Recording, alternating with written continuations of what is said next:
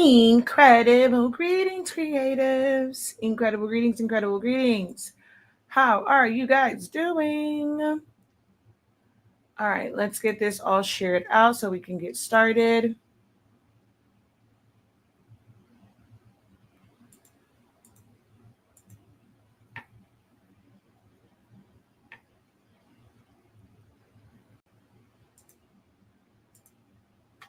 If you are watching the playback of this, if you are watching the playback of this is a live broadcast. Therefore, we don't jump right into it. We have to wait for, oh, and there's one of my notifications now. We have to wait for the notifications to go out so that we're not talking to, no one. So just bear with me on this. You know what I'll do? I will find one of my old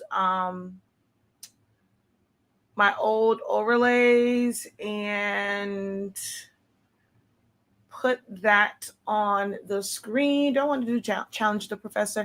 I mean, today we do have a design challenge in our creative lounge, but I wanted the one that just said live video. But once that, well, I guess we have creative talk, but all right, here we go. That one, that's what I was looking for. Once you see this go away, if you're watching the playback of this, that is where I have shared everything out and we are officially getting started. So if you decide that you want to jump ahead to that point, by all means, do so. If you are watching the playback of this, feel free to still engage with us, ask questions. There are times where when we don't get a lot of questions within the live starting off, I can start with questions that were on previous videos. I try to keep a running list of questions that we see. So even if you are watching the playback, still engage with us, still, comment, let us know where you are watching from, let us know what you do in the creative space. And if you have any questions, feel free to go ahead and post them, okay?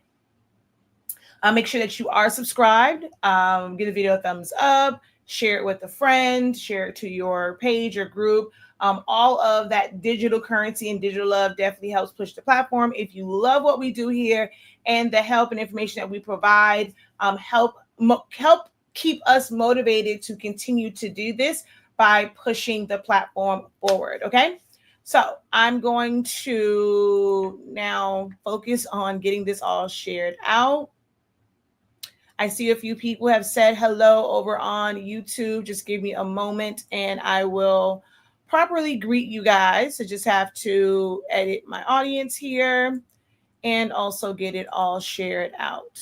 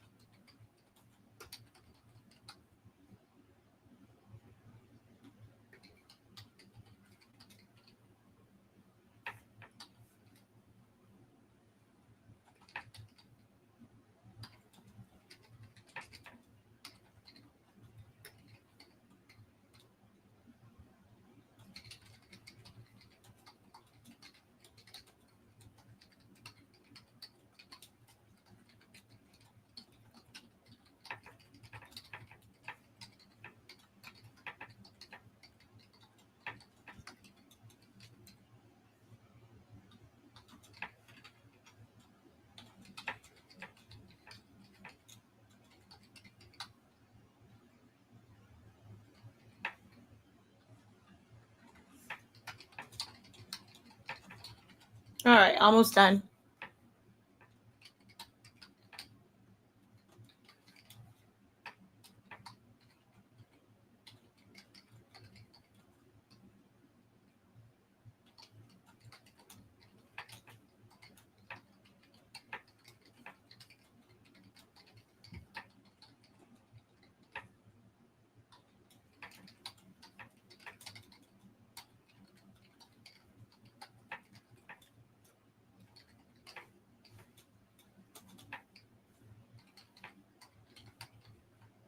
Okay. Alrighty, let's get this.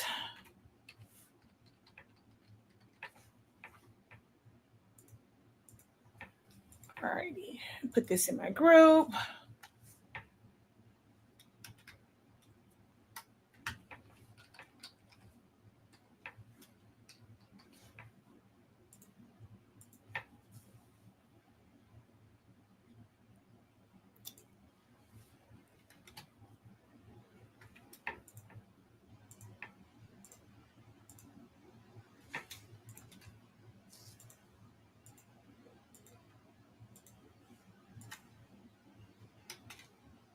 All right, there we go. We are all shared out. All shared out. All shared out.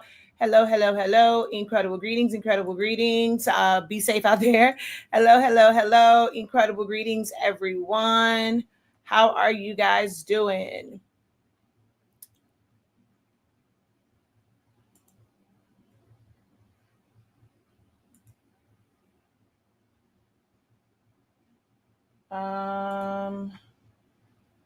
All right, I gotta move some things over.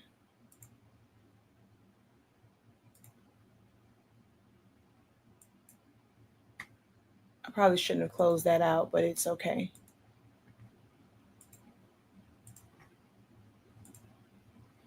All righty. There we go. So, hello, hello again, once again, everybody officially. Welcome in. I am Shakia, the professor of HS Ink 365, home of the Honesty Speaking brand of products. We carry the absolute best sublimation paper and ink. Our sublimation paper allows you to sublimate as low as 365 degrees, as fast as 30 seconds. No cover paper is required for most applications. You can check out our product line. It is still currently, you have like about a week left. We don't typically run Black Fridays, Cyber Monday sales, so you have like a week left to take advantage of our lowest price of the season, in which you get $10 off of every single pack of paper that you order. And even if you get the bundles, $10 is taken off of the bundles as well, and even the cases. All right. We also are the home of 365 Creative Academy, where we help you to unlock your creativity in a wide variety of classes and trainings and different programs that we have. You name it, I probably have taught a class on it in some way, shape, or form. And Silhouettes Anonymous, and that is our online, our free online platform where we have been teaching you how to use and master Silhouette Studio. That is the main program that I do teach, because it is free to everyone to use. Whether you have a machine or not, you are able to utilize Silhouette Studio as a design software, as a place to print from if you are designing in a program like Canva and you designed it to the exact size. Not sure if you guys know or not, but when you go into Canva and you design, if you just save that as a JPEG, PNG, and you go to print that out, it is not going to print correctly. You take that design, you save it or download it, and then you need to either bring that back into Canva on the correct page size that you're going to print to, or you need to open that up inside of a program that has the page size set so that it comes out to be the right size. So not sure if you guys know that or not. I mean, there are some really good design features to Canva, but when it comes to printing, there are some extra steps that you have to take. If you have ever experienced sizing issues once printed and you were using Canva to design, raise your hand. All right. But we teach Silhouette Studio, great platform. Of course, you have to bring everything in. It's not like Canva where there is a built-in database of elements, but you can have access to those same elements like through Creative Fabrica and just downloading things from online and just utilizing them. But we also, I personally use a lot of Adobe products, meaning mainly, Jesus, Photoshop and Illustrator. So if you have questions, I don't necessarily teach Illustrator like that, but like Photoshop, we have had essentials of Photoshop. So if you have Photoshop questions, Canva, Silhouette, or just design in general, this session is dedicated to all questions related to designing, sizing, whether it's tracing, placement, things of that nature. So go ahead, flood the chat with all of your questions. After you say hello and let me know where you're watching from and what you do in the creative space, flood the chat with your questions in regards to designing. If you are someone who is struggling in some way, shape, or form with design, like I said, if it is sizing when it comes to print, if things are coming out all kind of wonky and funky, this is the time for you to receive help. Even if you're not able to like be on your computer and do it right now, this is why we have playbacks of this, but you want to at least get your question on the live videos that you have something to go back to and watch it and, and fix it on your end. Okay. So let's see. I'm not sure where we were. I think here, that's my city girl, period. Hello, Valerie. Thank you for tapping in. Hello from California. Thank you for joining us, Linda. How are you? Make sure that you guys are giving this video a thumbs up. When you leave a comment, that helps push the algorithm. That lets Facebook, that lets YouTube know that, hey, this is content that we actually enjoy watching, and others will too. So go ahead. Shakia has over 36,000 on one YouTube channel, 26,000 on another. What about 12,000 followers? So, hey, we should not have 4 or 5 people on here. Make sure that you are actually pushing her content out to the people that have hit follow, the people that have hit subscribe and hit the notification bell. But they are slow to do that if you guys don't come into the live video, commenting, liking the video. If you're watching over on YouTube, you have to click out of the live chat in order to give the video a thumbs up. When you guys hit share, even if you just copy link, it lets them know that, hey, her audience is alive and well. They want to see her content. So let's make sure that we are sending it to them. So you guys can just help me out by leaving a comment. Even if you drop some hearts in the chat, drop some peacocks, emojis, like, the little, emojis, like, in the chat. All of that helps. Even if you don't have a question, help out the algorithm. That way, the person that does have a question, the person that has been waiting for someone to come and help them and save them, they are able to see this video and get the help that they need. Even if you don't need or don't desire any help right now, help a fellow crafter, help a fellow creative get the help that they need by pushing the algorithm of this live broadcast. Okay. How are you guys doing today?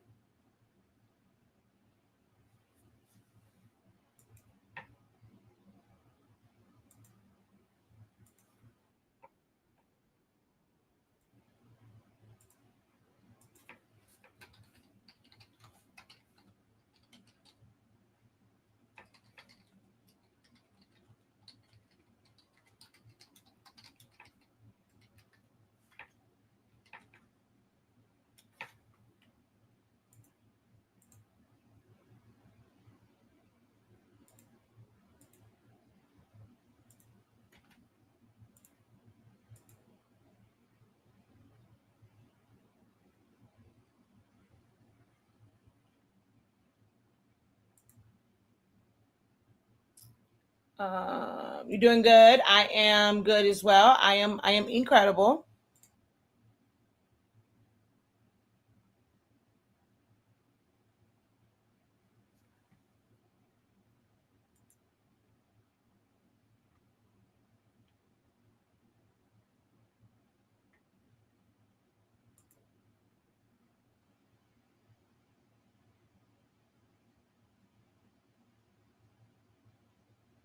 Okay, let me see over here.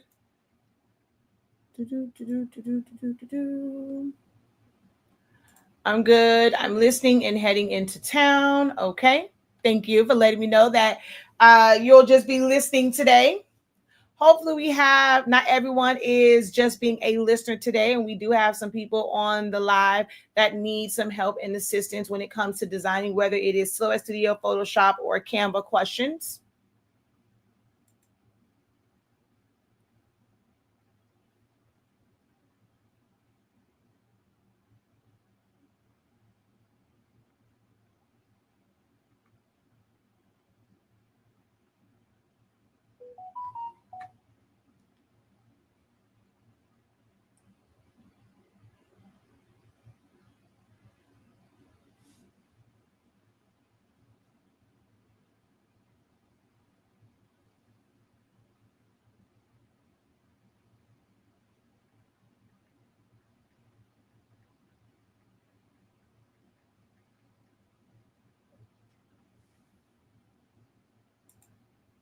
All right. Oh, well, I mean, I don't want it to be a lot of dead air.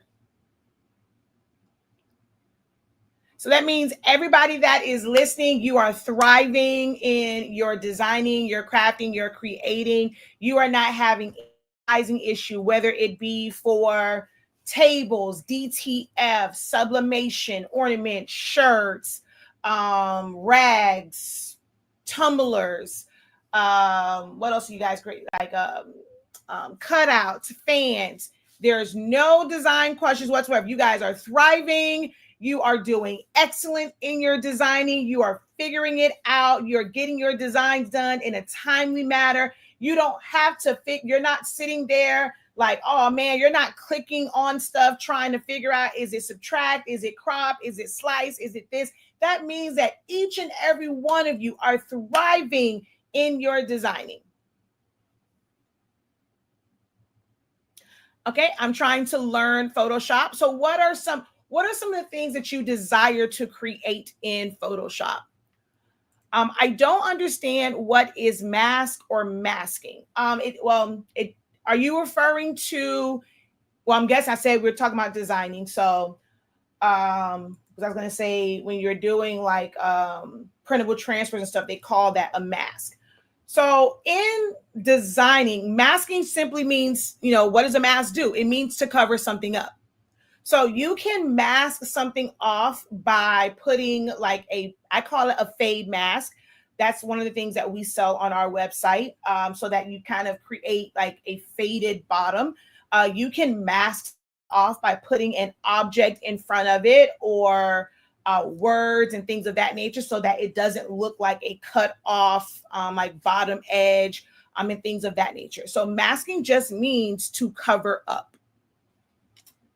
Let's see here. I'm going to go into my library and let's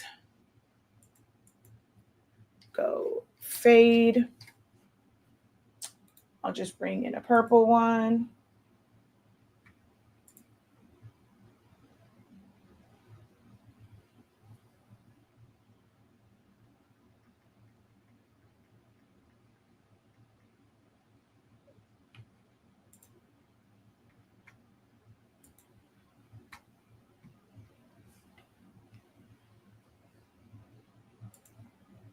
Okay, what is going on with the... So it's still doing this craziness from last night. Oh, man.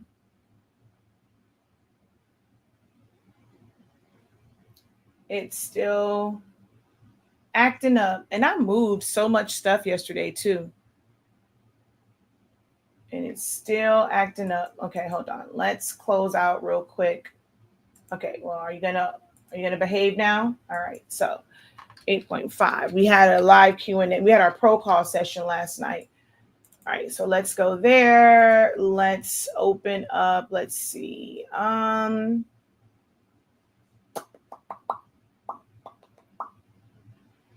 Open. Well, mine is only doing this because it's not all connected.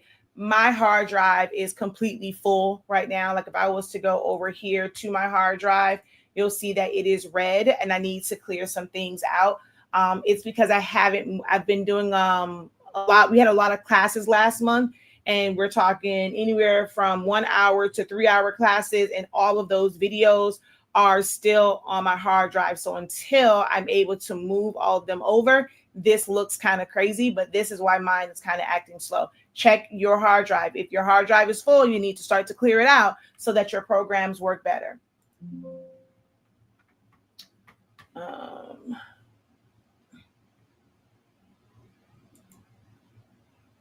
Actually, let's see.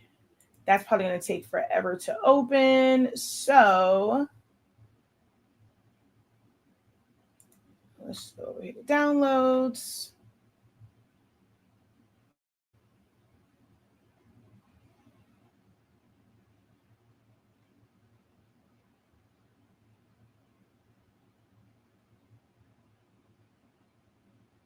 Okay, so let's say if I opened up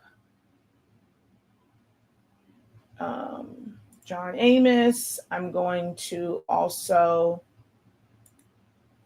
open up that one other picture that was on the side.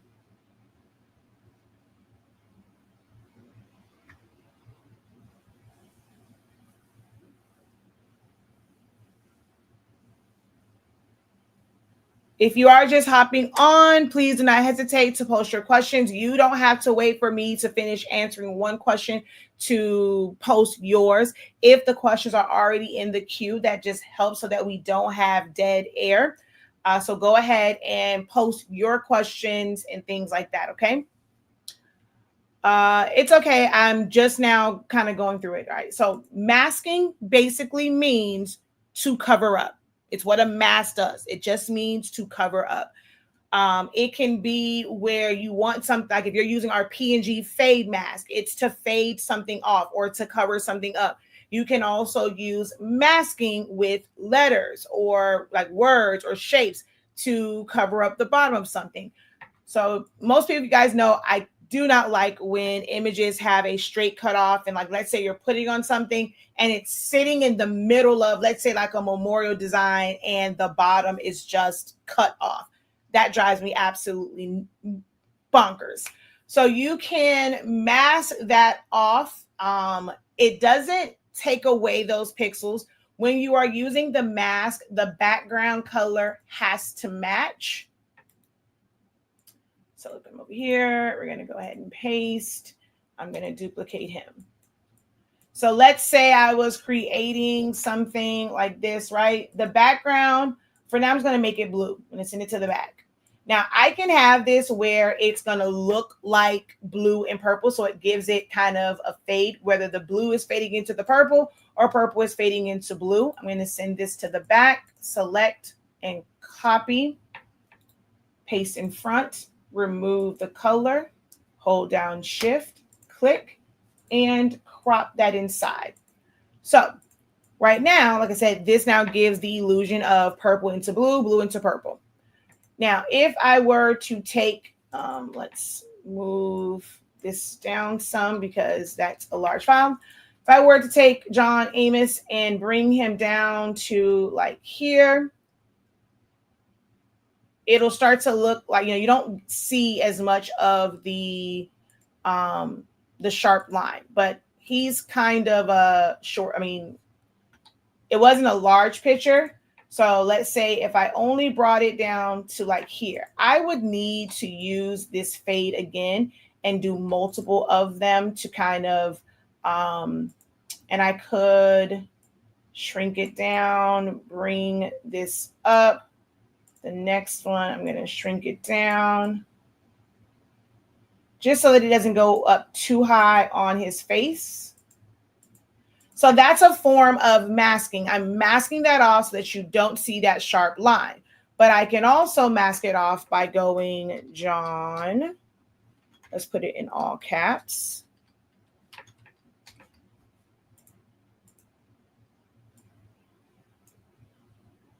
Going to fill this in with black. So of course, this is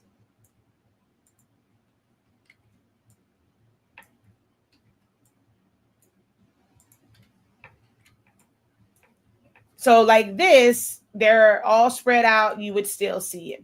Then you would do things like adding offsets to it so that it would close off. So let's say if I did 1, and I'll make that white, we can still kind of sort of see areas in here. I can either make that bigger or I can add another offset to this.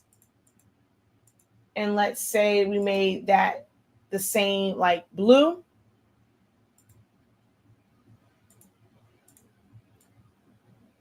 It's masking off the bottom. That's all that it means, is to cover up.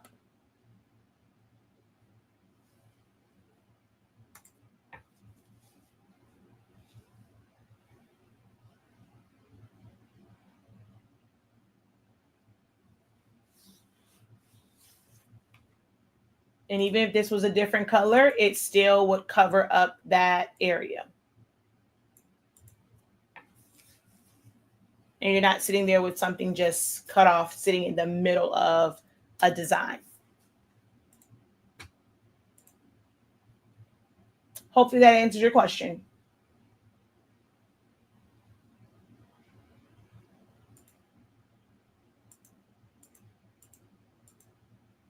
And if this was like a background, which I'm not going to do him like that, like this, and you were to put the fade, it gives you color, but it doesn't like, it's not isolated to just his image.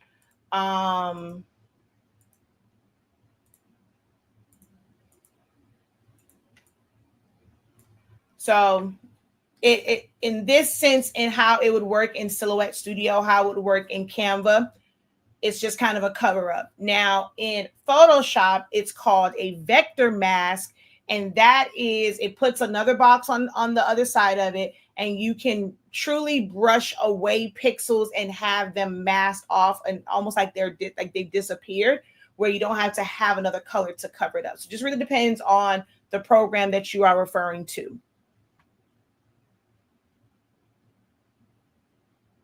You're very welcome. Hello, hello, hello. Any other questions? Now, I don't want to have to be on here pulling teeth to get y'all to ask questions. I didn't know you can do stuff like this. I only use the program to print. Oh no, you can design all sorts of things. That's what I've literally been teaching, how to create designs in Silhouette Studio for 11 years now. I had one up on the screen. I was showing them because they were asking questions about the fan that I did, which now I actually have to do another set because her son is going to the Super Bowl. She actually just texted me this morning. I'm just waiting on those pictures. So in Photoshop, okay, so this is why you guys, and I'm asking questions if you are very, very clear. Now, the silhouette one definitely helps someone else, because they didn't know that we can do all of these things. So kind of a good thing that you didn't say Photoshop and whatnot, but in Photoshop, it's still just a cover up. So when you add that vector mask to that layer and it puts the box, all you're doing is either brushing it away or bringing it back to remove areas. That's all it is, where it's not permanently gone. If you use an eraser, those pixels are gone. If you're using the mask, you can always use the brush tool to bring it back. Black conceals, white reveals. So if everywhere like there's black and there's like, let's say there's a background, it's going to remove it. But you can take a brush and you can brush back over that with white and it will bring that area back.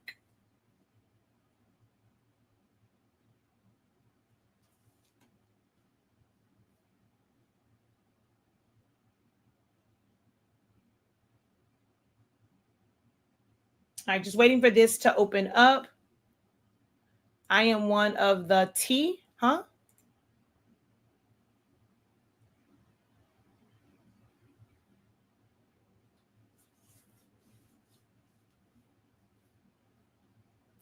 So I am just trying to open. Mine is acting kind of slow. I have to clear out my hard drive because I have a bunch of videos from our classes where I record them for the playbacks. I have a bunch of them that I need to move over to the hard drive. I just have not been able to do so just yet.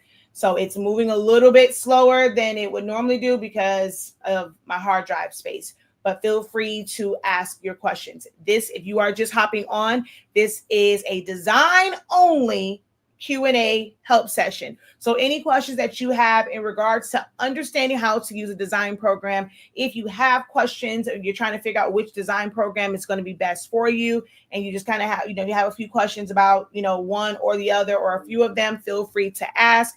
If you have questions about different tools and functions, whether it's Silhouette Studio, Photoshop, Canva, feel free to post those questions. This is your time to get clarity, to get help on the questions that you have, the things that are frustrating you in your craft journey, in your creative journey, the things that are becoming roadblocks where you're just like, man, I can't figure this out. If it's sizing, if it's placement, if it's how to crop, where to find, all questions on designs or on designing, you are able to ask during this session. Okay.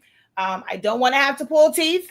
I'll probably ask one more time. If we don't see questions, we'll go ahead and just end the live video, okay?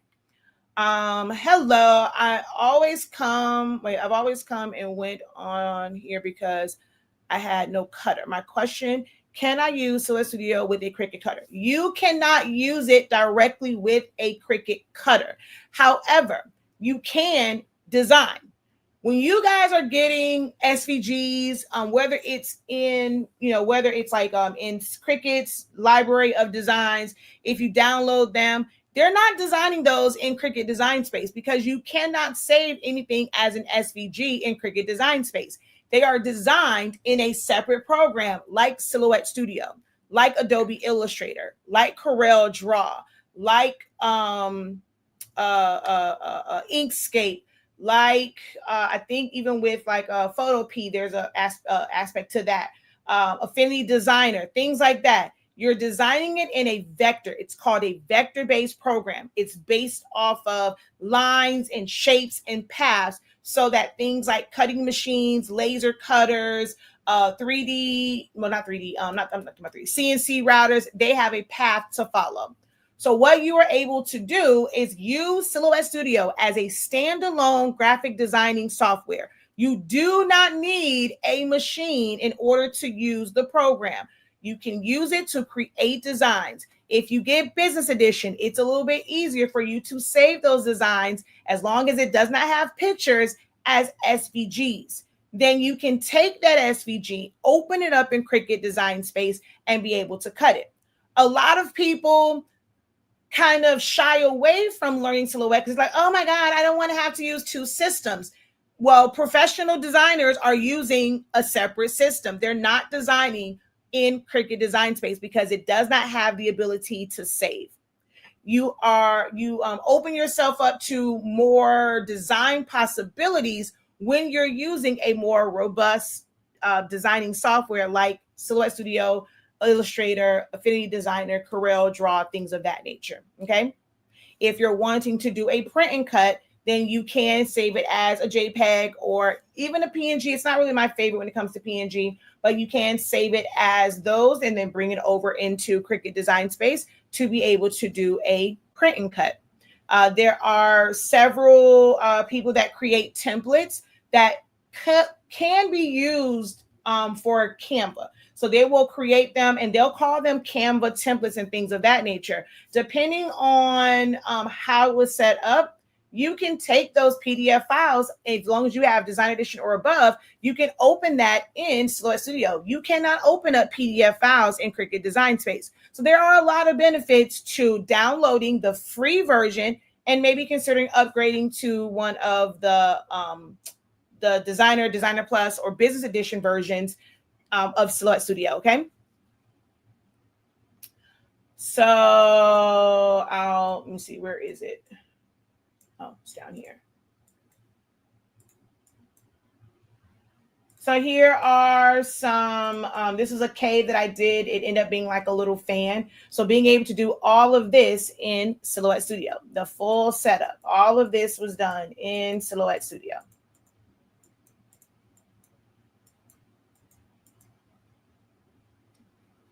We're actually going over photo collages in the Creative Lounge for our design challenges this month. We actually have a design challenge today. Still trying to debate on which one we're going to do first. Ornaments, cropping letters to, cropping images or photo collages to letters and numbers, or sizing and designing for the TV trays. Okay. Me and Photoshop, just not friends. I got to start from the Barbie basics. Well, that's where our essentials of Photoshop comes in at. I am someone, so let me just kind of let you guys know about me as far as how I teach. I don't rush to designs. When you rush to designing, this is where a lot of confusion comes in because you don't take the time to truly learn the tools and functions and how they operate, how they're going to affect the design. What do you have to do X, Y, and Z? This is why I teach the way that I teach. All of my essentials are about teaching you the program, not design. We have dedicated classes for designs. Now we do get into a little bit of like, designing. You can't really teach it without doing a little bit. We don't do like full on start to finish designing. We'll do little things here and there so that you understand how the tools and functions work. It's the best way. My students thrive because they get that foundation first. A lot of people will say they have classes. Oh, they're going to teach you Canva. They're going to teach you Photoshop. They're going to teach you this. And they go straight into a design. And as a beginner, you don't it's like speaking a foreign language. You don't understand what these tools are. Then you feel like, man, they're moving too fast. I'm never going to get this because they're just clicking on something. You didn't really see where the mouse went to click it. Our classes are designed to allow you to click on it. You're going to work with, okay, we're going to click here. We're going to bring this. Do you see what that does?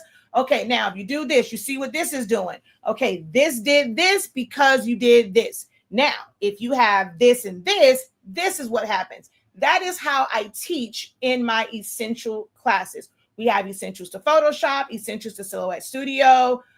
We also have like kind of like even essentials to like designing or just learning design techniques. But those two are, it's where it's at. I have one coming up for Canva.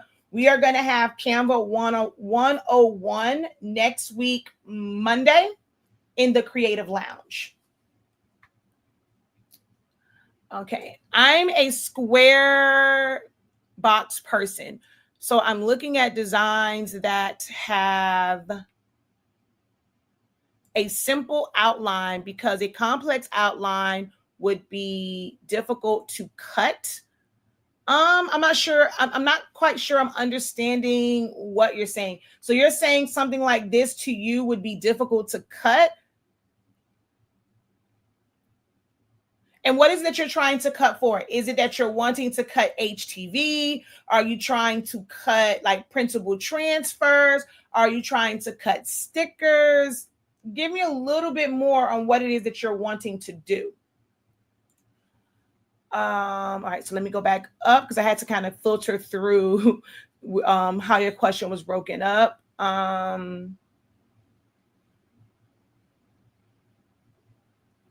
Okay, I have a question about the Silhouette Bachelors of Science. If you have already taken the 30-day course, would this be a good course to purchase to help build your design skills? Yes, it will, because it's about designs. That's where we go into bringing these tools and functions together into various designs. Yes.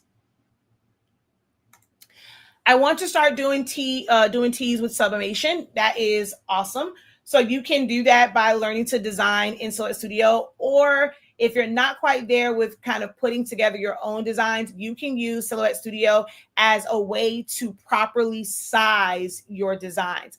Get templates and, you're just going to do t-shirts. So templates for like tumblers, ornaments, and things like that wouldn't really be a major issue for you right now because you're just trying to do t-shirts. But something like even this fan, I was actually showing them this last night. Did I delete it? I think I did. I actually had this on a shirt. So most people will look at this and think, okay, it's just for a fan. Anything that can be printed can be put on a shirt as well. So just because I designed it originally, if they decided that they wanted to add her name in school to the bottom and put senior night or sophomore night and put that on the shirt, guess what?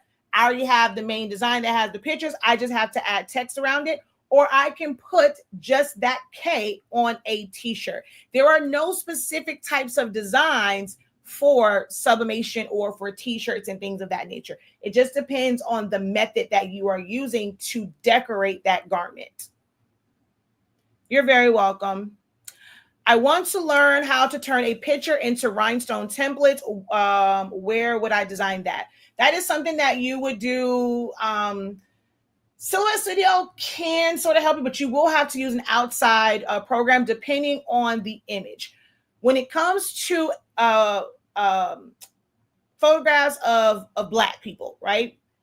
There's not enough contrast a lot of the times between certain facial features because of the darker skin tone. So you're going to have to utilize photo editing software to really ramp up those darker areas and kind of pull back the lighter ones so that you can then trace it.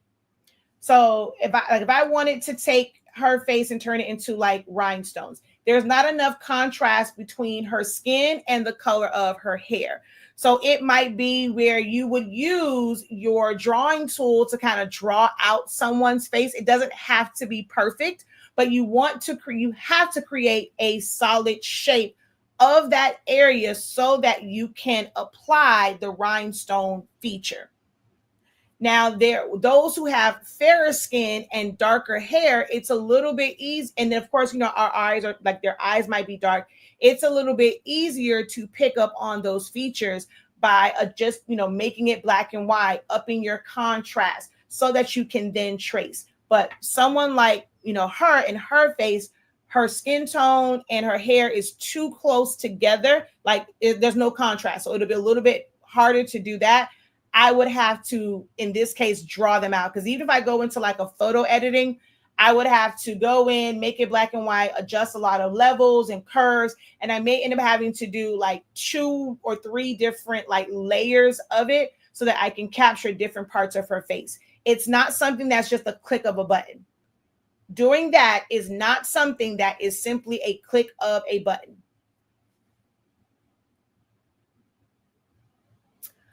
Let's see. Hello, honey. Can you blur or feather photo edges? No, you cannot. Because it is a vector-based program, you are not able to feather out or blur in a vector-based program because it's not based off of pixels. That's why we use masking as long as the background is the same color. So let's say, okay, you see how her legs are cut off. I'm going to take this K right here, right? And I'm going to go to library. I'm going to bring in this orange fade. Well, actually, it was already right here. Duh, Shakia. It's going to take forever now. I got to wait for that to open up. And the fade was already right there. I could have used that one.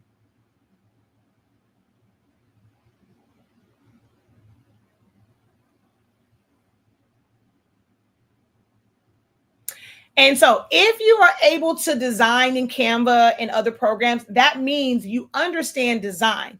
Where your learning gap is understanding the tools and functions.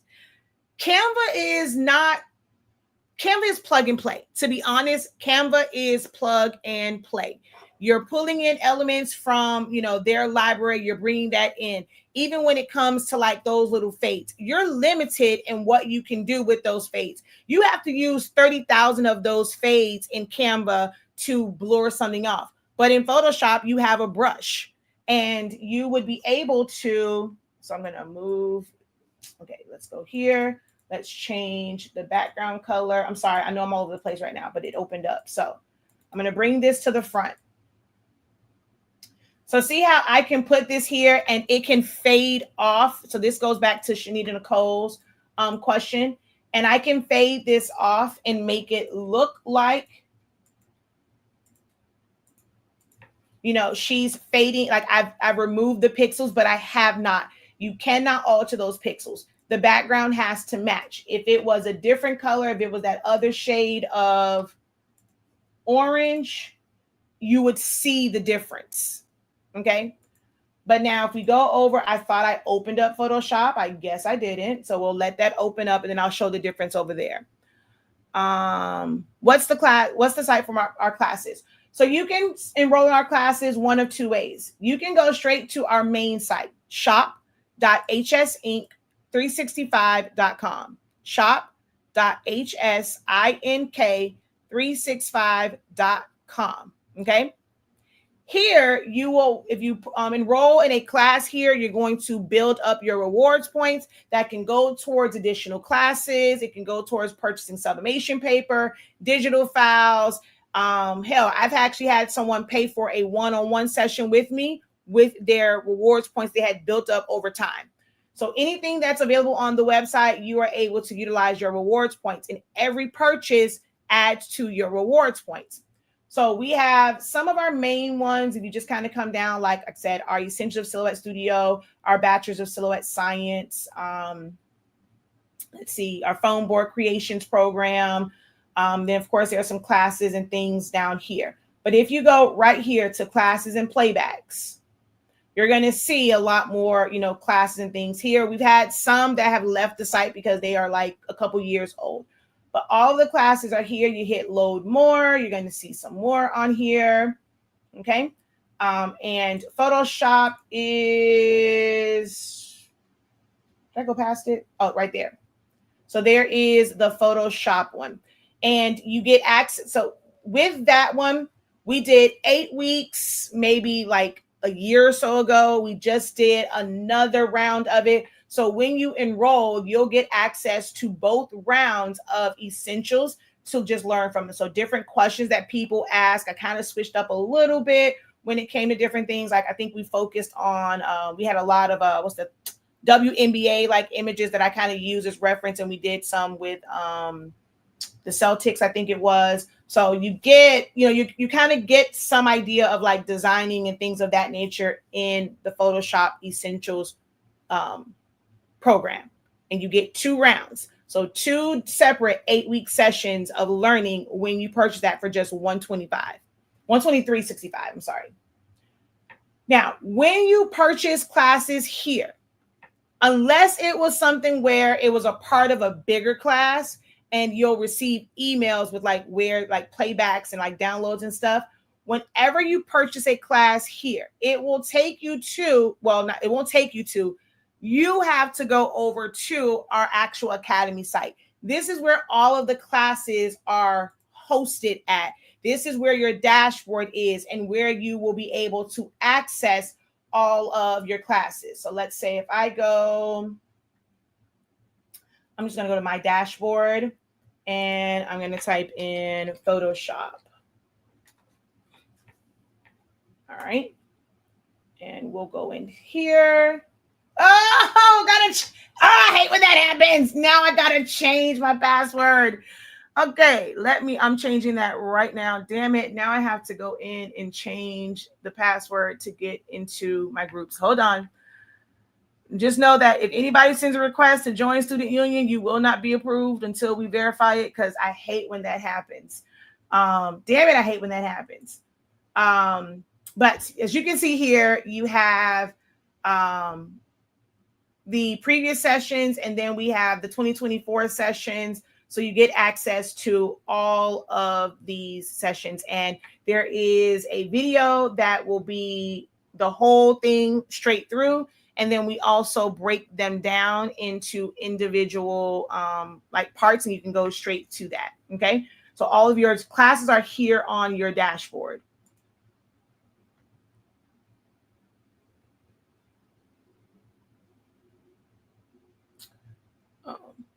So our classes vary depending on what it is that you're wanting to learn. We have a sublimation bootcamp or sublimation seminar that goes over just about everything. So right here, our sublimation seminar for beginners and beyond. This has a lot of information. We're going to have kind of a condensed version of this. I'm going to give you guys just a little hint. We have one that's coming up for Black Friday. It will be on sale for Black Friday, but the class won't take place until December, where we're going over sublimation. It's kind of a condensed version. This was 6 days. It's going to be like the true basics of it. So be on the lookout for that. But we have like our sublimation seminar, and depends on what it is like that you want to learn. Once you learn essentials and you kind of have an idea, people move to different things. Some people want to learn silhouette because they want to be able to create their own vector design. So they'll take this one. There are some that want to improve how they design for memorial designing. We've done switch up. So there's a lot of different classes that you can take. And once you purchase our classes, you have lifetime access to the playback. So there is no rush in how you how you learn from them. There we go.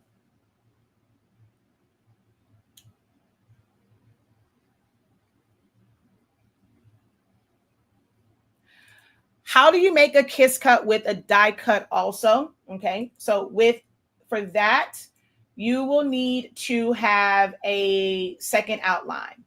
So I'll just use a star for this example. So let's say this was our main one. You're just going to do a offset, okay? And you make that offset as big or as small as you want it to be. The best thing to do is to change the line color of that offset. For me, I typically tend to use red in this first purple. Literally, it can be any color. It doesn't have to be. It can be this green. It does not matter. When you go to send, you are not going to use simple. If you don't know, this is why I teach these classes the way that I do. A lot of people that teach about using your Cameo, they don't go over these. There are so many people who have had Cameos for a really long time, and they have never, ever, ever clicked off of simple. This is where Silhouette First Cuts comes into play. I get down to the basics. The things that you guys want to rush past, but you still end up having to come back to, I focus on that from the beginning. So you don't want to click on simple. Simple is going to cut it's either no cut, cut edges. You have line and you have fill. So because I don't have a color here, but if like there was other elements that I also didn't have color in, it would not work. But if I go to fill, I have orange and I have no color. These two right here, the material needs to be different. One needs to cut deeper than the other. So in this case, my orange, I don't, me personally, I don't use any of the presets. In my class, I kind of go over it and I break down. Okay, so once you click on a preset, I got to come off of, hold on. It's on my 4, so it's not going to let you see it. I have to switch it to my Cameo 2 so that you can see the settings. Give me a second. Okay, there we go. So let's switch. Oh, it's not going to show it to me because everything shut down. My 2 wasn't connected. This is one of the things I also despise about the Cameo 4, with it being Bluetooth. If it's not on, I can't really see the settings. So that's a question I'll have to answer in another video, to really show you like the settings and stuff. And you just want to look and see what they are, what the blade is, what the blade depth is, and what the speed is, how many passes it is. But they have to be different. Like you can literally select anything here. When those settings come up, you can move them to whatever you want. But in order for you to do kiss and die cut, the inside one has to be a lighter cut and the outside one is a deeper cut. So whether it is by fill, but normally when you do by fill, if you have like a pattern or something like that there, it doesn't quite work. So whenever I'm doing them, I do it by line color and I go, whatever the line colors are there, whatever the line color is for the inside one is the one that's kiss cut. And then the outside one is the deeper cut. So that's how you would do that. And you are right. I have taken Photoshop in person and they barely went into basics. And even being computer savvy, I got lost after a while. Oh, trust me, I know. Our classes are not like that. You will feel like an expert without even doing a design. You will understand how to do different, like how the tools and functions work. So then if you understand design, you'll be able to pull all that together. And we're always here to help. So with our classes, you're able to post questions under the videos. You get access to our student union where you can ask questions in the student union. And if it's something that I can do a video 15 minutes or less, I'll do like help videos for you in the student union based off of your specific question. Join Creative Lounge. So that's something that you have to join directly from our Academy site. So you have to go to 365 Creative Academy. The link is in the description of this video. And it's called Creative Lounge. We're not learning the fan part of it, but the design part of it. The photo collage will be taught this month. We do design challenges every Wednesday at 7:30 p.m. Eastern Standard Time. And photo collages for letters and numbers is one of the sessions this month. Now, if you want to learn how to put the fans together and all of that, that is a separate class that we did. We normally do the fans like graduation season time because that's when people ask about them. This year, with other people, there has been an uptick in like senior fans or like for sports and stuff like that. It's been an uptick in those, like for spirit fans. But we normally kind of teach fans around graduation. So the designs are graduation based. So that's why I'm teaching the fans in a different way in Design Challenge. And then if you want to know how to put them together, all you need is just the assembly part of the grad fans class. But right here, Creative Lounge, it is a monthly subscription, but you get access to so much. Even if you just stay for that first month, you get all of October and everything else that was in there, and then you'll still get to attend all of the live November sessions. I can cut letters. It is when the design edges are too intricate to cut. Again, for what are you trying to cut? Oh, like cutting out the hair in your current design. So what, again, are you trying to do printable transfers? Are you trying to make a sticker? What is it that you're trying to cut? You're welcome. Canva is very easy, plug and play for sure. I just need to slow down and take time to really learn it. What, Canva or Photoshop? Now, Canva, we're going over the basics. I promise you, if you come to you join Creative Lounge, we have our Canva 101. I will show you things that you probably did not even realize about Canva, because again, it's about going back to the basics and truly understanding. Like what I like to do in my classes, there's so many people that's going to always show you the wonderful things that you can do in Canva, right? Or any design program. They're going to show you all of the great stuff. Oh, you can do this, you can do that. They're going to dangle that little shiny object in front of you. But where the frustration comes in is when you want to do something that's like different, right? Or you think, okay, it's different. I want to be able to do this, this, and this. And you are like, man, why can't you have this idea that this is a super program, that every program should be able to do anything that you want? I'm just choosing this program. And that's not the case. I absolutely love highlighting the things that programs cannot do. That is what sets me apart.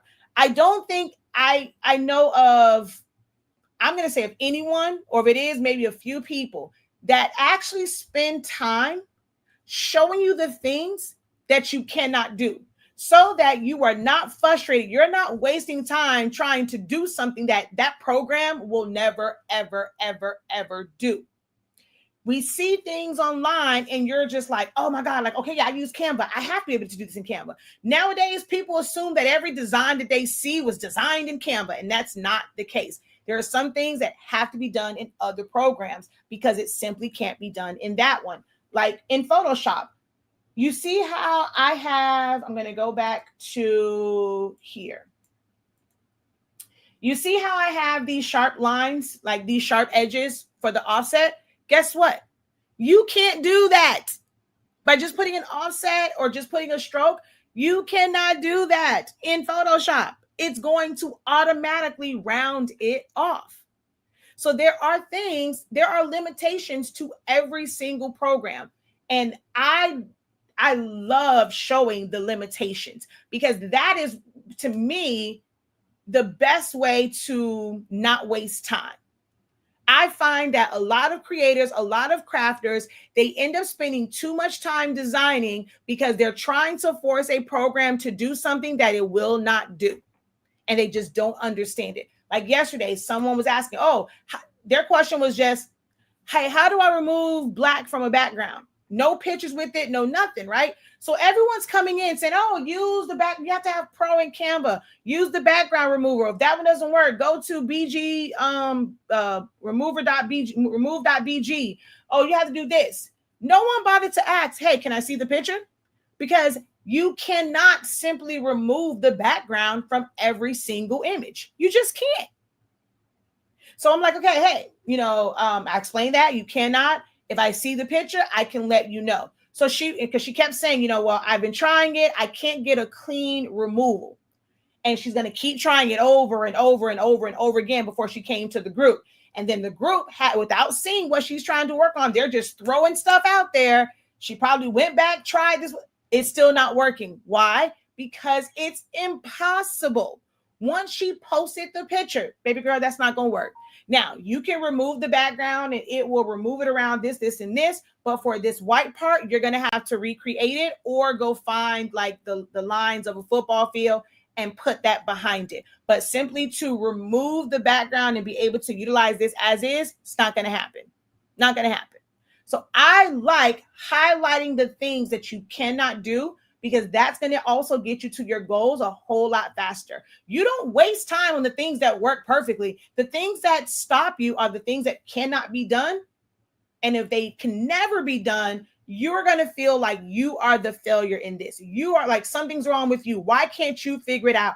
You in your mind, you are seeing all of these people creating all of this amazing stuff. Why can't you? Well, you're using the wrong program. That's why I highlight using Silhouette Studio, Photoshop, and now kind of like Canva.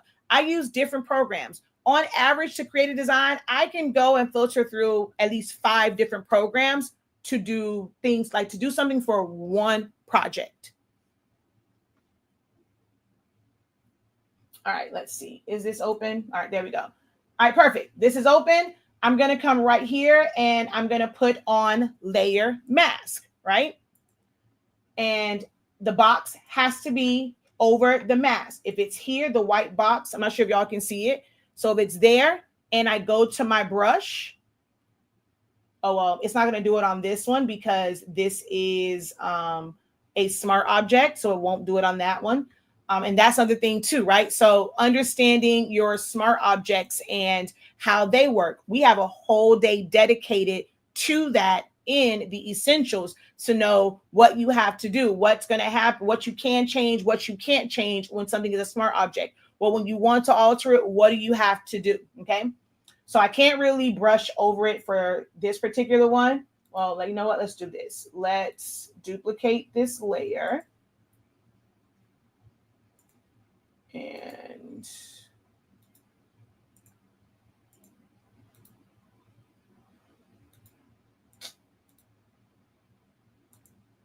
okay. So now if I'm here and I go like this, I'm just adding black on top of this. I've permanently changed these pixels. If I move this around, you see the black is with it. Okay. I cannot undo this. If I want to go in and brush it, I cannot brush back the glitter. So I'm going to undo this. But if I was on the layer mask, the box has to be around the layer mask. And I go in and I brush. Oh, wait, let's turn you off. You see what happens? So let's say I did want black underneath there. I'm going to go solid color. It's on black. I'm going to drop this down here, right? If I took off too much, well, I'm going to come over here. I'm going to switch this to white, and I'm going to be able to bring those pixels back. So masking just covers it up. It does exactly what a mask in real life does. We put on a mask, we're covering up our face. We can take that mask off. You can put the mask on, you can take it off. Black is putting the mask on, white is taking the mask off. If you bring in an image, so let's go open, let's bring in, let's go to downloads. Let's see if I have a picture here. So let's say, okay, I'm just going to bring, since I had that one open, I'm just going to bring this one in, right? So if I tell it to remove the background on here, right? It's going to create a mask. It's going to mask off everything else in the background. But if I wanted to bring back any part of that, I could. So you see over here now, we see a lot of black and we see white in the middle. The black is masked off, the white is revealed. I'm going to go to my brush, and if I bring that, so I can go and bring back in part of the design, but not all of it.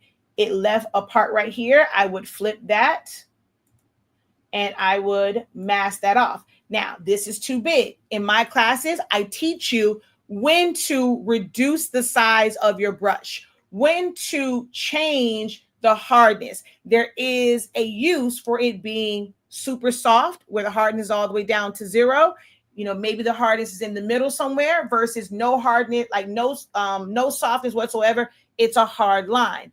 Depending on what it is that you're designing and how you want to clean up those edges, you have to know where to move this to. That is what I focus on in my classes for you to understand it. Some people are just going to show you masking. They're going to tell you, okay, yeah, increase your brush size. A lot of people don't go over hardness and when to adjust that and how to adjust that. So I'm going to probably come in here. We'll make this a little bit smaller so that I can really get in there and I'm not altering her image, because it did remove some of those pixels. So that's that. I'm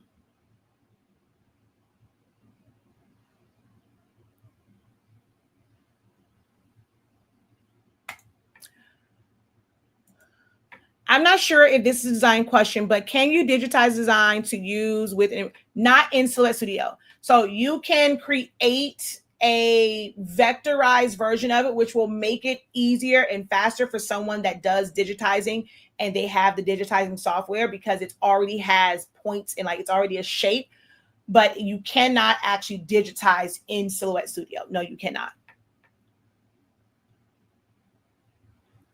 Is there a way to control changing the color of a blur other than the image? Wait, no, that's the only way. So it doesn't have it where like over in Photoshop where you can adjust. Well, you can change the hue and saturation of it. You can change the intensity of it. Yes, but they're all separate. Even over here, if I had something and I wanted to change the colors, I have to alternate between brightness and contrast. I have to alternate between, changing hue and saturation, vibrancy. So they're all separate ones. It will be the same thing for Silhouette Studio if you're wanting to adjust this. So if you wanted a different shade of orange, you can adjust your contrast. That's going to make it, different. Different tones or different shades. You can adjust your saturation. You can adjust the brightness of it. And then I'm going to hit apply. Then I can come over to gamma. I can make that more intense or darker. I can bring down the gamma and see it went yellow from there. But just like any program, if you're trying to really adjust the color, you're adjusting things like saturation, brightness, contrast, gamma, or different levels. An image on a t-shirt. I want to cut around edges of a design so the image is not a square. So that just depends on what you're using for your background. Like I know you mentioned as far as like her hair, the way she was and her hair, that's not something that would be like super difficult because of the like. Now, would I go in and try and get all of like this part of her hair? Absolutely not. I mean, if I wanted to have that, it would just be a line to the outside. But that means in this area here, which I'm going to just copy, I'm going to make this white and I'm just going to put front. Oh, I never traced and detached her. Okay, hold on. So let's trace and detach.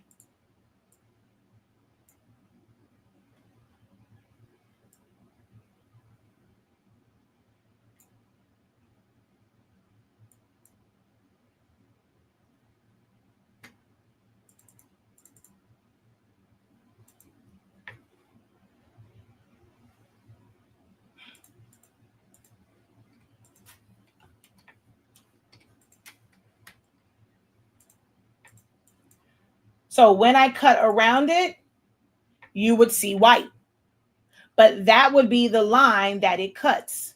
So if you're wanting it to be closer to it and not have all of that, then this is where edit points come into play. Those things that a lot of you guys run from, edit points, you have to dedicate the time to actually practice. And my students know, I don't recommend that you practice within a design. You need to just do the actual practice assignments, practice tracing around those elements that you understand how they move. Because when you go and you put it and the first thing you're doing to like practice is on your project and you're on a time crunch for that, it's not going to be good. It's going to be disastrous. So I would, in this case, go in, I'm going to delete most of these points, and then I will bring them back so that I have a cleaner line around her hair. I will attempt to get some of the curls, so I don't want that part. I'm going to go out. But there's never going to be a way to get like the inside of curls and stuff like that. You want to create a solid line around it.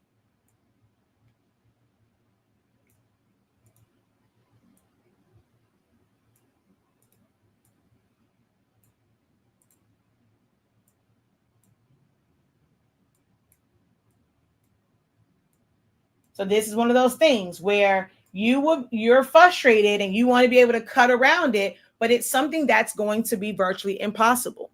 There's not going to be a way for you to go in here. These are light pixels. You're not going to be able to get a trace for it to be and go in, like, unless it was like really, really, really solid. And you can have those areas there. But like wispy and anything that's blurred off, you're not going to be able to do that. So you were frustrated about something that's impossible to do. You have to go and basically create it like this, where you would have the outline. Is it soft on the edges? No. But vector, if you're this other thing too, right? If you are cutting anything, get your mind off of any type of soft edges. If you're cutting something, that means it's a defined line, a defined path, and you can have movement as far as waving, going in and out, but it is going to be solid. You cannot capture faded pixels in any type of design.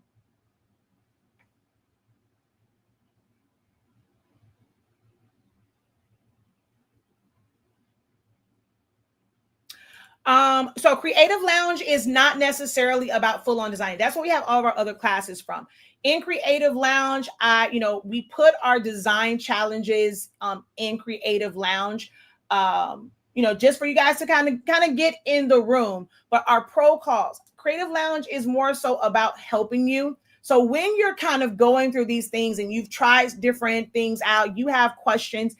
I like doing these like live sessions, but also where you guys can share your screen. You can talk to me in real time. Creative Lounge gives you access to those Zoom sessions where you can come like, hey, this is what I'm working on. I can't figure this out. Like, how would I do this picture with this hair or whatever? You share your screen, whatever program it is. I'm helping you work through that. And then we do have some dedicated like sessions and things like that. Canva is not right now one of the main things that I teach. I'm kind of soft launching into that by making that a part of Creative Lounge. So we're going to go through like Canva Essentials, Canva 101 next week, Monday. So you do kind of get the design component, but it's also like you kind of have to know some of these programs already. Like I don't break down the basics. If you want the basics, you have to enroll in the Essentials classes. But we've had topics on business and, improving your social media, websites. Last month, we went through the truths about DTF, like some of these questions that you have and you're searching for like information on videos. On YouTube, I'm giving you that information. So I showed them exactly how like once you submit your DTF print, what is that printer doing to be able to print this out? And it helped them understand their designs and how they have to set it up. We went through the 15 different ways to decorate garments. This month, we're going to have a discussion on non-garment things. So when we talk about other types of crafts, if it's paper crafting, if it's, like just talk about the different things that you can do with like sublimation. Those 15 ways to decorate a garment, I literally can go and do a session and break down all of those. And let's just have a discussion about embroidery. What does it mean to digitize? Different things like that. So it's just a way for you to get, some foundational information on business, on designing, on different crafts and things like that. It's just having a real conversation with myself, other creatives, learn from their experiences, their perspectives, what worked for them, what didn't work for them. We encourage you to share because your experience can also help someone else. So it's just a creative community.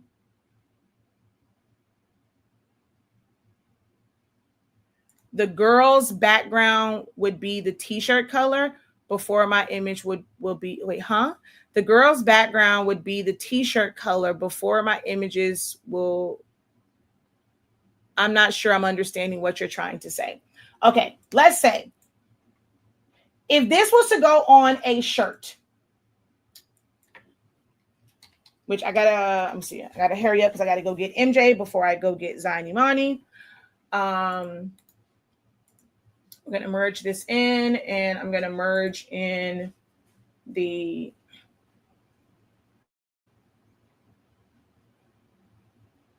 and also I don't understand why in the craft community squares are such this faux pas type deal. There are designs from professional companies that are sold in the stores that's a square. Not sure why crafters like shy away from it so much. It just depends on the type of design that it is. I've done photo collages, and that has to be like, it's almost like a box. It just really depends on the look that you're going for. Now, if you are someone where you're like, for your business, you don't like squares. Just because you may not like it doesn't mean that your clients may have an issue with it.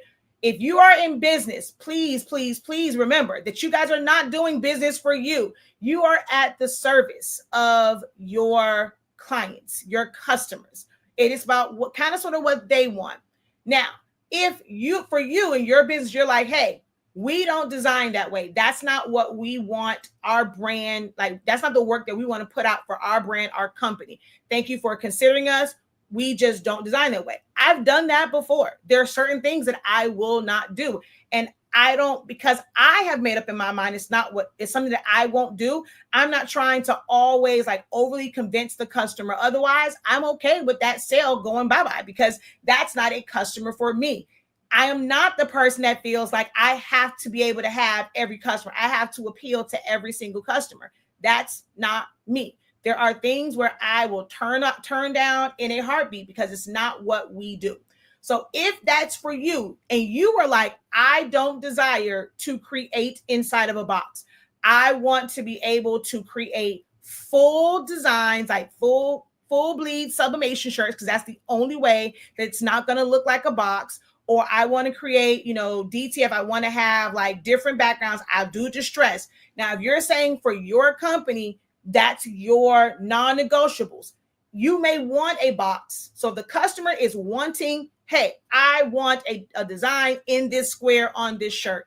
If that's a non-negotiable for your company, your side hustle, however you're doing, setting yours up, then you politely tell them, hey, we're not able to facilitate that. But now, if they're asking for, or they don't mind it, and you're just simply refusing to do it because like you think they don't like it, but they're not saying that, then you could be hurting yourself. All right, where my shirts went? Okay, they up here. Now, if someone, you see how this is a, her background, this picture, right? As an all over shirt, if you were to take this, like let's say if it did fit, it doesn't quite fit on here, but let's say if it did fit, a shirt has defined edges. That design could be in a square. It doesn't have to have, movement to the edges, because the shirt edge will provide as the edge of it.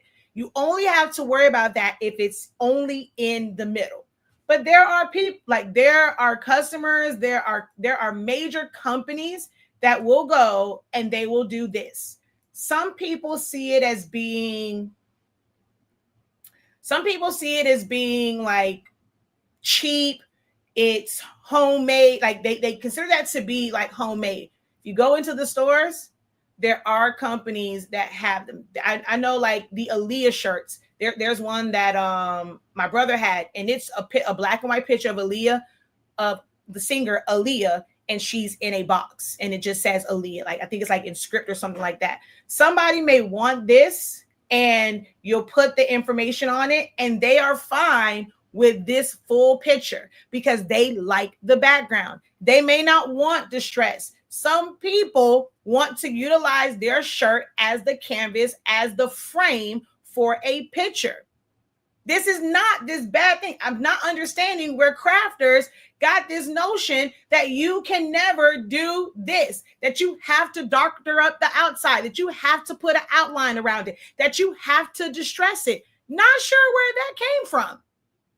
Now, if that's not the look that you want to go, that you want, then I get it. But it's not to say that it is wrong. That's my whole point. It's okay if it doesn't work for you and that's your preference to not have a box. But it's not that it is wrong or cheap or because it's a box that you should be charging less. Okay?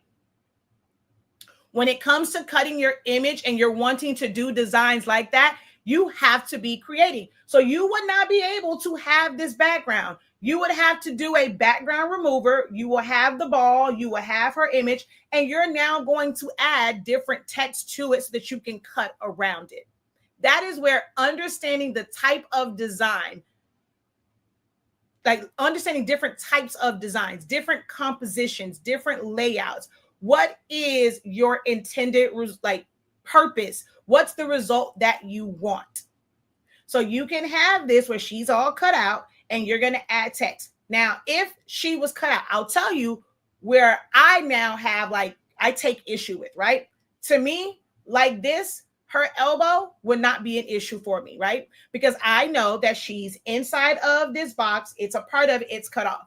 But now, if I were to go and remove the background, her elbow, baby, what I cannot ever have is an elbow sitting just cut off in the middle of a shirt. Where her legs are cut off at, baby, it's going to be some text. It needs to be faded. It's going to be distressed. It's going to be something there. Now, that is a non-negotiable for me. I'm not going to put my name on nothing where an elbow is cut off. Either you're going to give me another picture. Now with AI, you can kind of draw that back in, especially like in Photoshop. I would probably go in there and use generative fill, and they'll fill it in with somebody else's arm. Canva will do the same thing now, filling it in. So there are ways to kind of build an arm, there. But if not, something's going to go there. It's going to be leaned up against something. It's going to be hidden on something so that it doesn't look like it's cut off. That's a non-negotiable for me. There's never been a design where it will be somebody's picture, their legs are cut off, their arm is cut off, and it's just sitting in the middle of an image. That's not going to happen. It needs to be finished.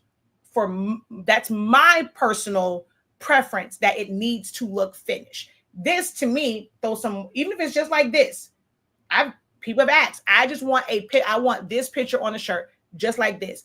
I will gladly either print it out with Jet Pro 3G or I'm going to sublimate it and give it to them just like that. But if I remove this background, oh baby, something got to be added to this, okay?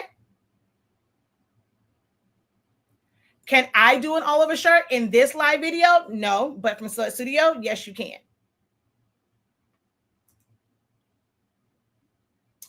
I have done videos. We had a whole class where we went over oversized designs, such as, basically like shirts. So this was the oversized designs.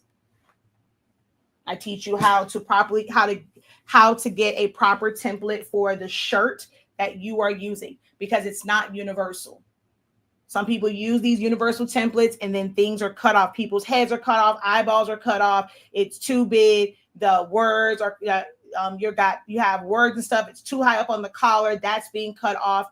You have to know how to size it for the shirt that you will use, which is why when I go into teaching business, there's a lot of crafters. Crafters try out a bunch of different shirts. You're still in craft mode when you're trying out a bunch of different shirts. Someone that's running a business, they are going to have dedicated shirts that they order. People are like, oh, what's the best shirt? Baby, I can't tell you what's the best shirt. I know the shirts I've tested and the shirts I have, not say settled on, but the shirts that I use. If it's not Team 365 or Sports Tech, I can't help you. I've tried out a whole bunch of them. It's been many, many years. These are the ones that work for me. I know sizes. I know templates and things for Team 365, unisex and ladies V-neck cut. And I know it for Sports Tech. Anything outside of that, I can't help you. I mean, I can help you figure it out, but I can't give you like exact numbers and things like that because I run a business. I'm not going to be trying to figure out all of these different shirts and chasing after sales. My prices are based off of the shirts that I use. In business, you need to have constants, things that are the same. All these different variables makes it very hard. This is why you can't figure out your true profits for a lot of crafters who are monetizing their skill sets because it's this shirt, that shirt, this shirt, all these different things. Oh, well, I can't find this. I'm gonna go get this one, but this shirt costs $10, but I was only paying $5 before. But then you want to go and up the cost. Okay, well, this shirt was just $25. Why are you now charging me $30? Oh, well, this shirt costs more. Well, can I get the shirt that I had last time? I like that shirt. Oh, well, I don't. You don't have any consistency to business. Business is about repeating the same thing. It's duplicatable. That's what makes for a great business. So when you are in business and you're deciding to charge someone, hopefully you have your good, better, best, and you know, like that makes it easier to price out. She says, now understand what to do. Awesome, awesome, awesome. I'm going to try doing HTV with embroidery next. So if that is something that you want to do, you have to make sure that both parts of those things are designed in the same program. So if you want to do the text, you will go and do that. You will have to create. So I'll show you, like, I'll give you kind of an example. I'll go back to that star, right? So let's say our stitch line will be here. If you're wanting it to stitch around that HTV, you have to, basically create that. Now, this might be a little bit too big. I'm going to move this. We're going to go offset. Let's bring this down some. And then on this, because I want it to stitch over it, I'm going to do an internal offset so that when it stitches, it's actually going to go over the edge. All right. And depending on how wide they do their stitch, you may have to just do the internal one, but everything needs to be done in one file. So we're going to move that. This becomes a compound path. So what I would send to my digitizing software, if you have software to create your stitches, or you're going to send it to someone and pay someone to digitize, they don't necessarily need this part because this is the HTV cut. They need this, and you have to send it to them at the exact size and let them know, like, well, for me, I'm going to send it to my people for them to know that this is the exact size I want. I try to make it where it is whole numbers. That way it matches up once you bring it back in.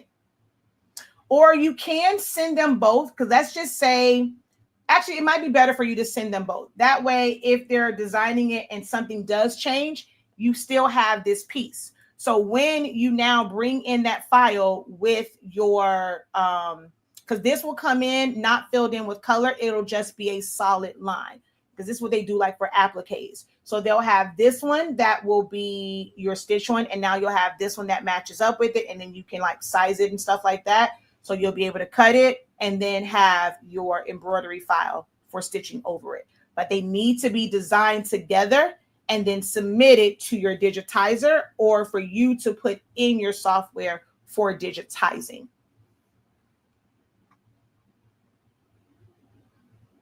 All right. We've been on for an hour and a half. I got to go pick up the kiddos. Thank you guys so very much for all of your questions. We do have the design challenge tonight. I'm prepared to teach all three. I probably will let them decide, because I put out a post and I was like, which one should we teach? We're going to do all three, but it's between like ways of designing the TV trays, ornaments, and the photo collage. So I'm prepared to teach all three of those. I will end up letting them decide if I don't decide myself tonight based off of like different posts and stuff that I have out there. You are more than welcome to join. You can jump right in the way that we teach. Anyone can come in, even if you don't quite understand any of the programs, because I'm not going to teach you everything about every single every single tool and function, but you will have a full understanding of the tools and functions that we are going to use for that particular design. Because I break it down and I try and do, I do, we do, you do. If you are, if you really want to learn, I encourage my students to do the we do. It is best if you have a second monitor to be able to watch the screen on one and then be able to kind of like do it on yours. If you try and do a split screen, it's going to be hard to see. If it's not a lot of people in the room, there are times where people will log in from like a phone and a computer, that way or a tablet, that way they can watch the video part of what I'm clicking on one, and then they can try it on their own. But the way that I technically teach it, I go through everything first, right? Which is the I do. That way, those who don't need as much hand holding, they can watch that back and they can figure it out and they can follow design because they already know, because this is not about how to use the program. It's about how to bring the tools together to create designs. So there are some, when I do that first one, they're going to stop right there. They don't really need to see all the extras and all the questions. They're able to figure it out from that part. Then we do what's called we do. I do it, then I have you do it.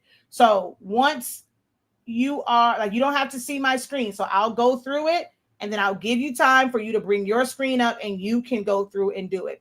Now, if you end up having a question and need to kind of see and do it at the same time, this is where a second monitor would be best.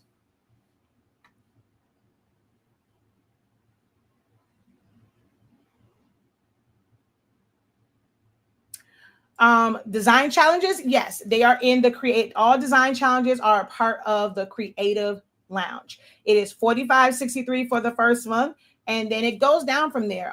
It's only $25.63 each additional month. That first month, it's a little bit higher because you get so much information, and then the second month, it goes down by a lot. So, and that's the cost as of right now. Once you get in, you're locked in at whatever price. We have some people that are locked in from when it was $15.63.